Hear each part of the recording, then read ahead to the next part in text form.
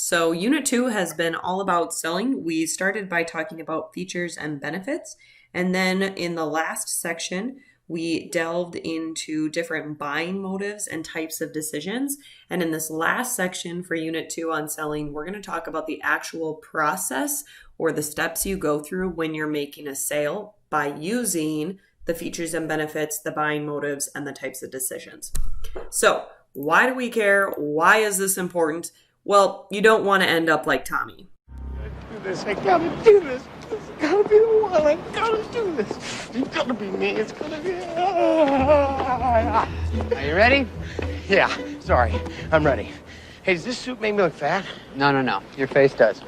Okay, let's check you out. All right.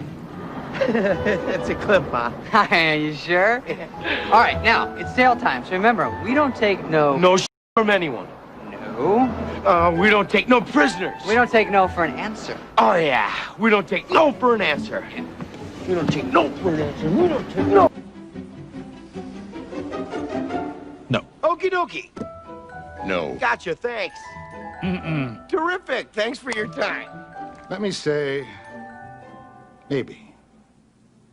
Well, then, I'd just like to add that the spectrometer readout on the nickel-cadmium alloy mix indicates a good rich strobe and fade, decreasing incidence of wear to the pressure plate. If you could just... Whoa, little fella, you're not speaking my language. What my associate is trying to say is that our new brake pads are really cool. You're not even going to believe it.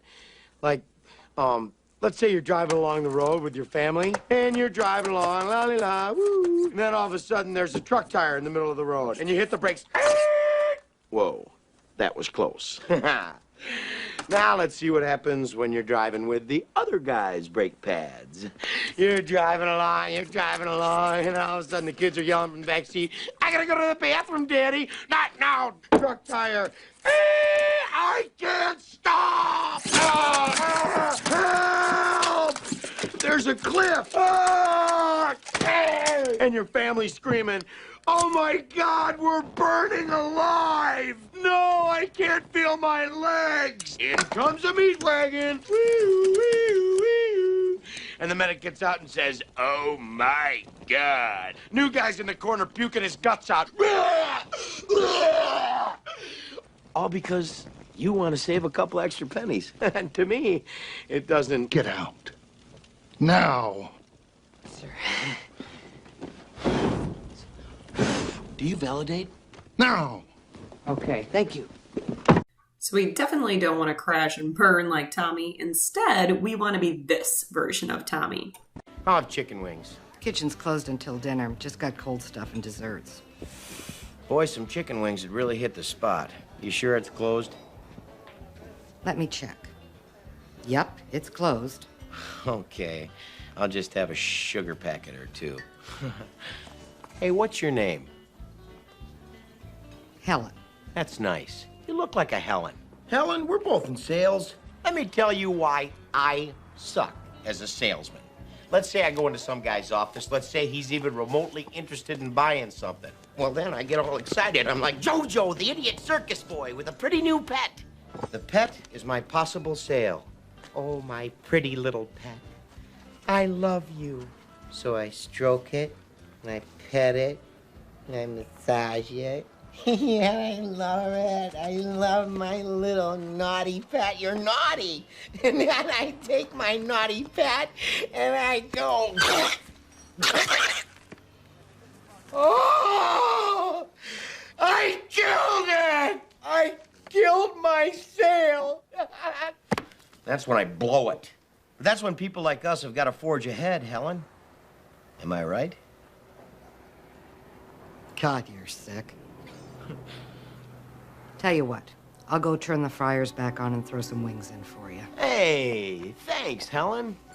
Tummy likey. Tummy want wingy. Did that board of the head knock something loose? What are you talking about? That 180 you just pulled with the waitress. Why can't you sell like that? I was just having fun. If we didn't get the wings, so what? We still got that meat lover's pizza in the trunk. Hey, you got the wings because you were relaxed, so you had confidence. And that's what it takes to sell. Confidence. Your dad had that. Why do you always have to deturd these things? My dad was smart. I'm not. Very true. But there's two types of smarts. Book smarts, which waved bye-bye to you long ago, and there's street smart, the ability to read people. And you know how to do that, just like your dad. He was the best at knowing what people wanted to hear and what people needed to hear. That's what selling is all about. In a way, these people are buying you, not just brake pads. Hey, everybody. It's Tony Robbins. Maybe you're right, Richard. I think I am. Now, Richard has a couple of points about being confident when making a sale, but there are also 7 specific steps that you should follow in order to have success. So we're going to break down each of those steps. Step number 1 is going to be what we call the pre-approach. Let's look at an example of a pre-approach and then a good pre-approach and review what we should be doing. Step 1, the pre-approach. Don't look unprofessional and not know anything about your product. Hi, how are you today? Good, how are you? Oh, I'm doing well. I really like these yoga pants. What sizes do you have? I'm not sure. Well, what colors do they come in? I don't know. Well, you suck. Do have a clean appearance and know your product. Excuse me, what sizes does this shirt come in? They come in small, medium, large, and extra large. Okay, and what colors do you have? We have black, gray, orange. Okay, thank you. I think I'm gonna get the medium. So let's review that. Step number 1 is the pre-approach, and the pre-approach is what gets us ready for the sale. It includes studying the product so we know things like its size, its colors in that example, studying the industry trends. So if somebody comes in and they're wanting to buy that t-shirt, we can say something like, oh, this is made with the dry fit fabric, which is super popular right now for our athletes. That's a trend that we can use to influence the customer. It includes researching the actual customer. And this is where those buying motives come in. What might our potential customers be? What might our potential target market be? And the pre-approach also includes knowing the company policies and procedures. Because if a customer comes in and they ask a specific question, we need to know whether that's okay for our store or for our company. The second step of the sale is the approach. Let's take a look at a good example and a not so good example and then review. Step 2, the approach. Don't give the customer an odd compliment or too many. Oh, hi there. Hi. How are you doing today? Good, thanks. I really like your eyes. Thanks. And your sweatshirt. Thanks. And your shoes. Thanks. And your hair. Thanks, you're creepy.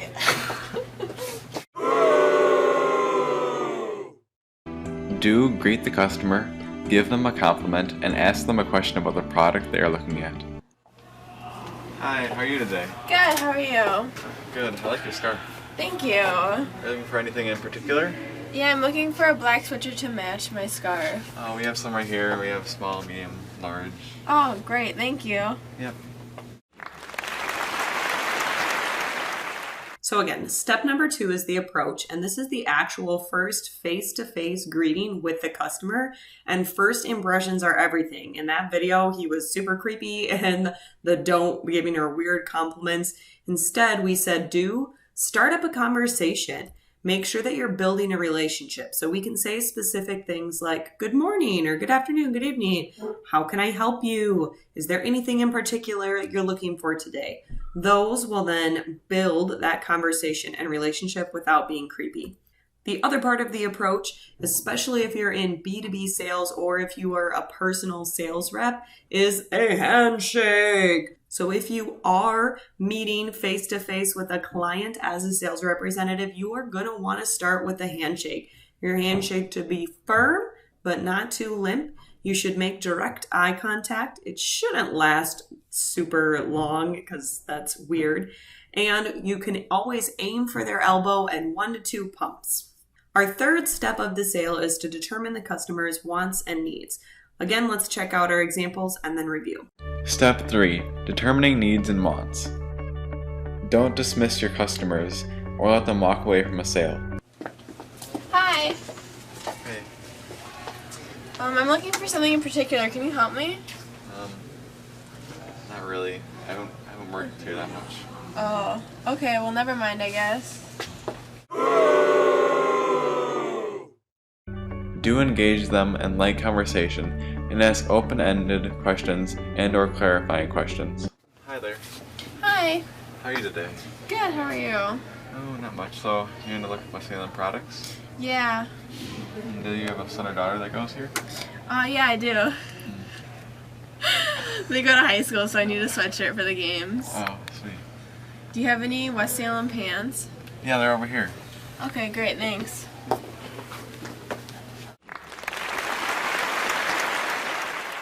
So when we're determining the wants and needs of the customer, this can be done in 3 ways. The first can be done by observing their nonverbal body language.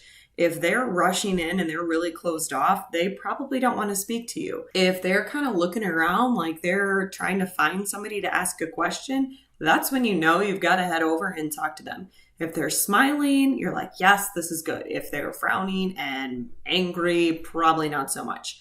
You can also observe how long have they been in the store, how long have they been looking. Again, if they're like beeline straight to the product, they probably know what they want. If they're browsing around for a while, that's a great time to go in and then start listening and asking questions. So step number 2, is to listen. If a customer says, I have a home business, I'm looking for a copier that's reliable, and I make up to 50 copies a month, don't be like, well, here's a copier that makes 20 million copies. Like, okay, they just told you this, but you didn't listen at all. So make sure that you are suggesting something based on what they actually said in their needs.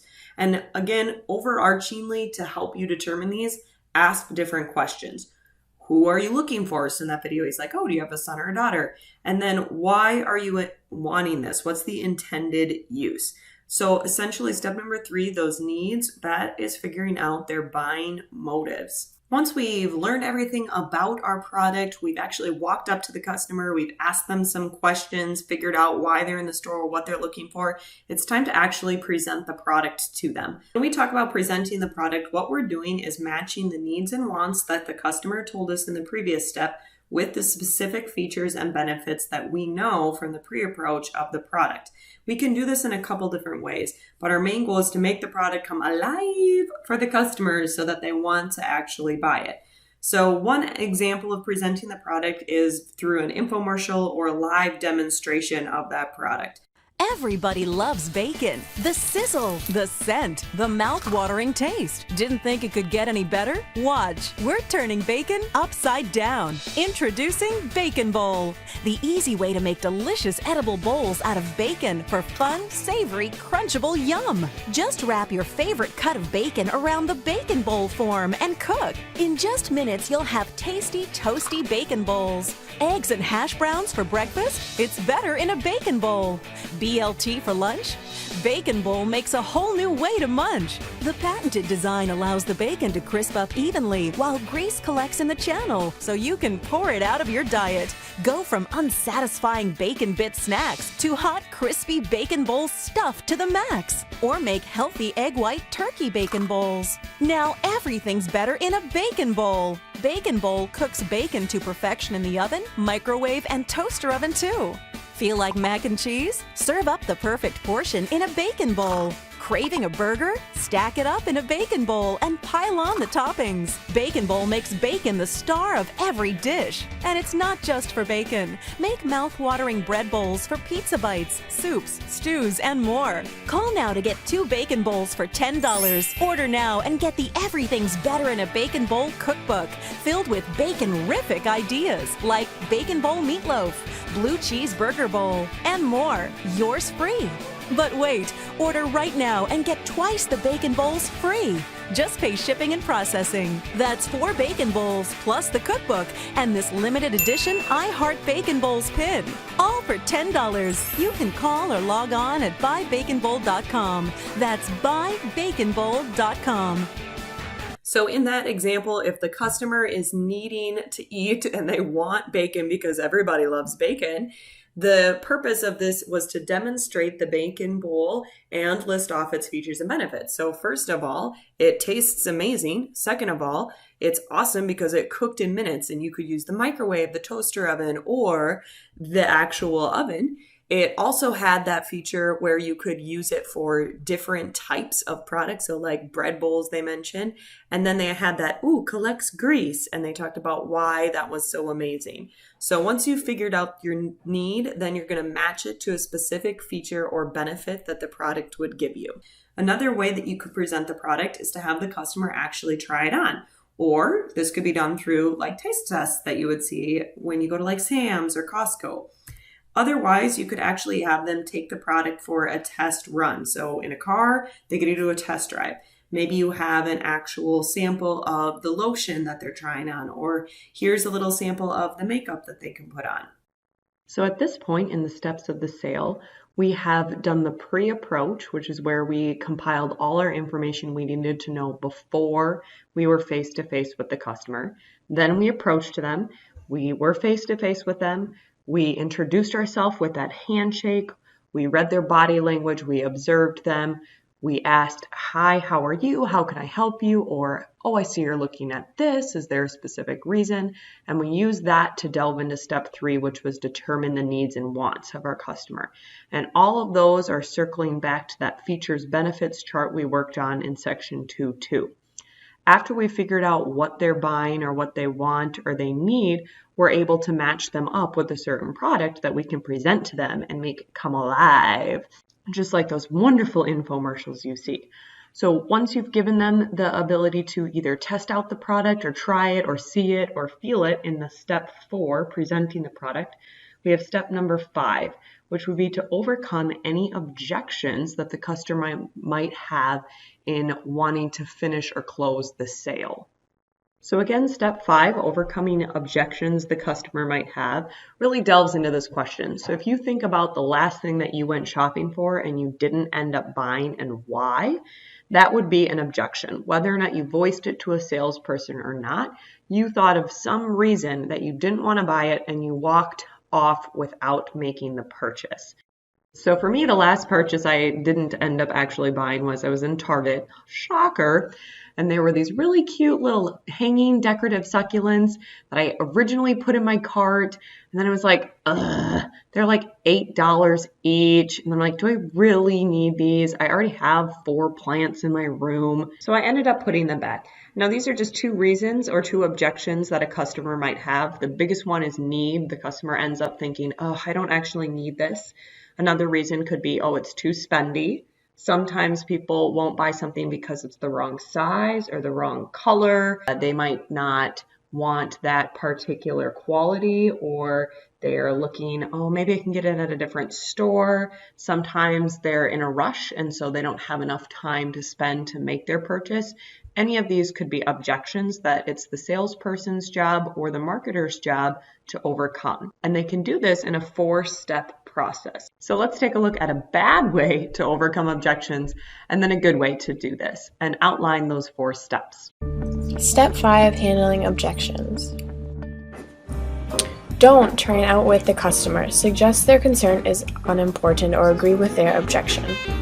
More about the shirt. I don't really know if I like the fabric.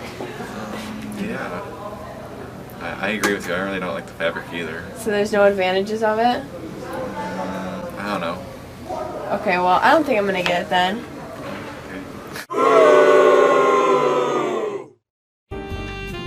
Do listen to their objection, turn it into a selling point, or give features or benefits that offset the original objection.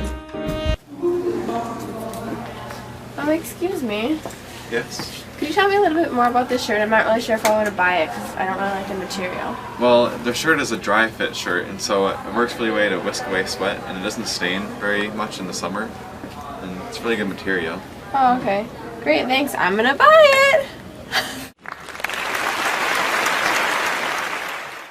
So the first step in overcoming an objection is to listen to the customer. So the kid had to listen to her say she wasn't quite sure about the fabric.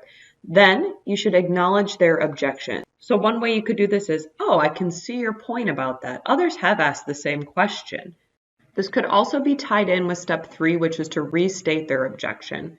So you could say, so I see you're concerned about the fabric of the shirt. In other words, you're wondering about the fabric and how that would affect your performance.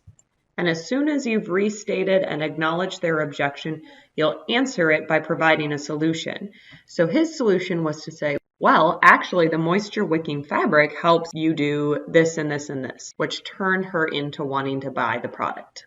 And so step 5 is for the seller or the marketer to figure out what could be a potential objection and how do I overcome or get the person past that so they're willing to purchase it. And if you remember at the start of Tommy Boy, he was having a really hard time selling. And as he goes on in the movie and learns these 7 steps of the sale and learns how to overcome objections, he does a lot better. Take a look.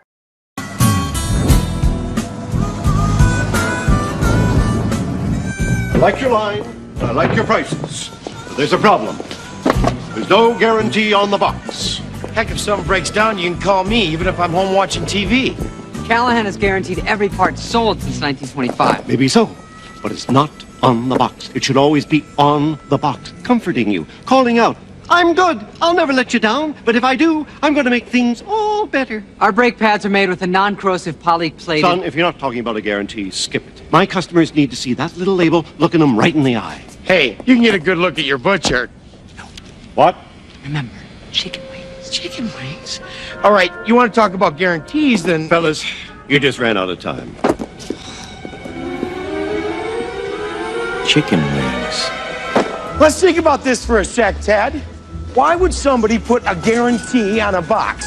Very interesting. Go on, I'm listening. Here's the way I see it, Ted.